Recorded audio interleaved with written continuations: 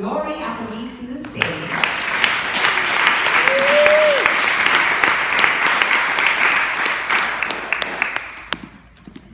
Thank you. Hi, everyone. Thank you, Marlon. I first want to say for giving me this opportunity. And I see lots of familiar faces that I feel comfortable, even though I feel a little nervous. That's okay.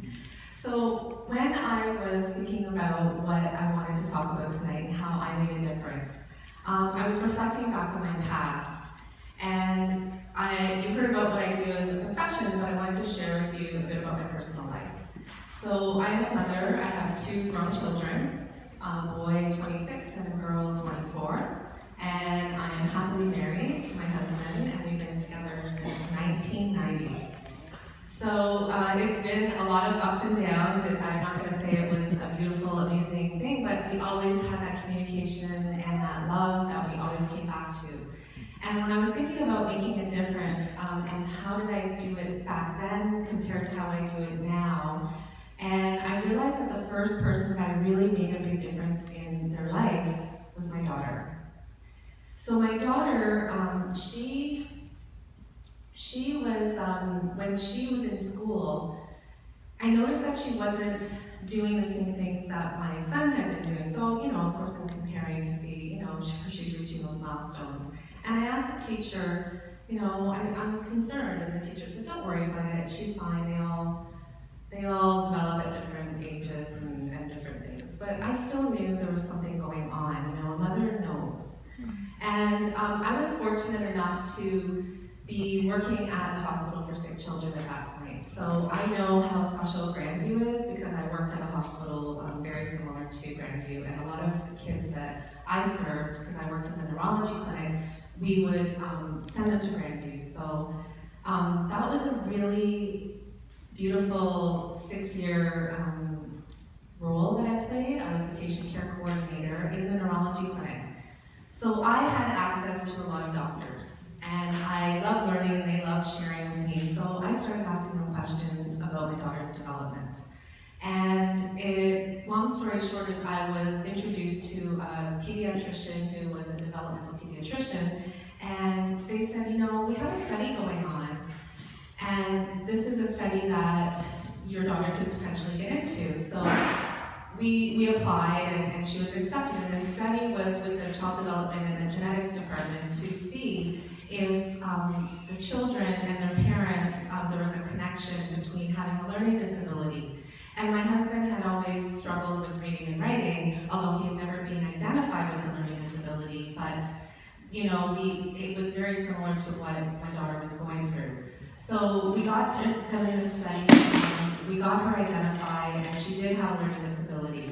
So I'm still very grateful for that because for me, pursuing it and pushing to find out answers and getting my daughter the help that she needed.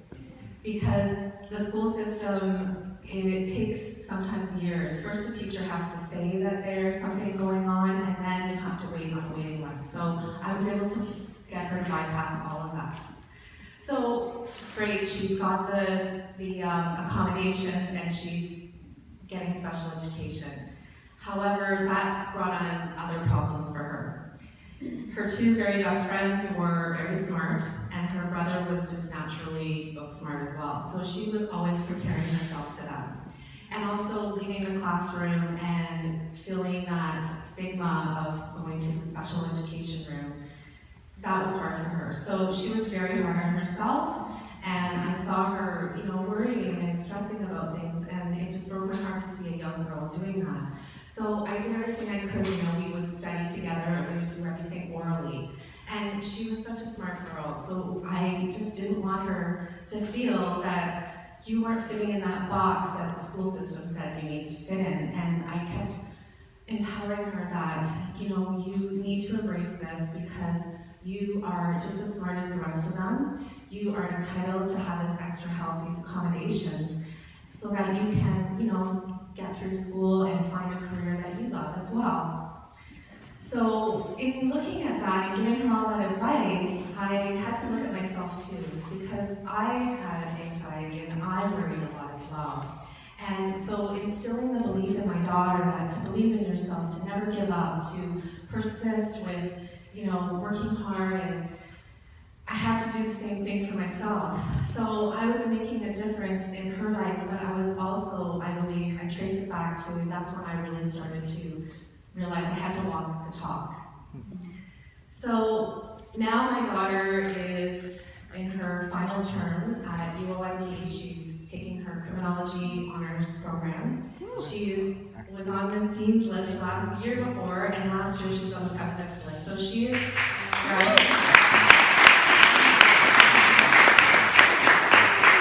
I'm so proud of her. She is just, I really feel like she's a poster child for being able to overcome, your challenges, your disabilities that you have. And I've already been telling her, so we're having this recorded, Haley, so I hope you're listening, that you really need to start sharing your story, because she is an inspiration. She is so motivated. She is amazing. And I really feel that had I not pursued, had I not pushed, had I not modeled myself for her, that it might not have turned out that way, because there's so many children out there. The longer you don't get the help, the more it affects their self-esteem, and there's too many kids that go to the other side and get into trouble because they just don't feel they fit in with school, they don't feel they're smart enough.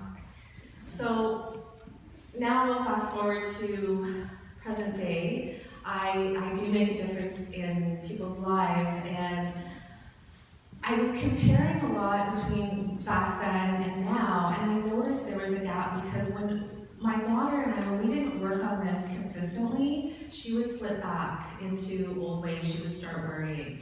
So I noticed that consistently, focusing on what she wanted, positive self-talk, really helped her to succeed. And I noticed that with my clients as well. But I also saw that there was just so much going on. How do you break it down into small, manageable steps?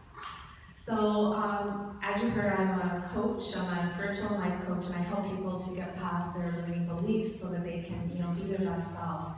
And what I did was I created a game. So that's the game there. If you haven't already heard about it, a lot of people have, but now you have. So this game is called Soul Adventure, Journey to the Real Me. And this was truly a labor of love. It was definitely divinely created. And it was from what I was, going through, bettering myself, and what I saw with my clients and with my daughter. So this game helps you to take that self-care and focus on yourself once a day for 10 minutes. And what you do is you're building a personal mantra, a personal message that's positive, and you're saying it to yourself. And you're also taking inspired action towards what it is that you want in life. So this game is really helping a lot of people already, and it's only been out for a few months. And the pilot program that I have, people are having amazing results, and transformations are already happening with them and with myself. So I'm really excited that this game is making a difference in people's lives, and I'm really, I didn't really expect it to go this way, because you don't really know, right? But it is, and so now I'm going to be creating a facilitation program for other coaches and wellness, healthcare advocates to play it with their clients, because it's really building that foundation that we need to keep moving forward, to keep focusing inward, because we look often outside of ourselves for the answers, and I truly believe we have all those answers within us. So I want to leave you with one last thing, and this is on the back of my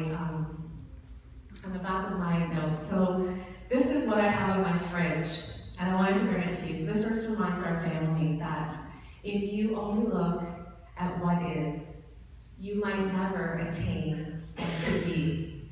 And I truly believe that this is really what you kind of have to think about when you're thinking about making a difference, because you don't know what could be if you're only looking at what the current circumstance is. Thank you very much.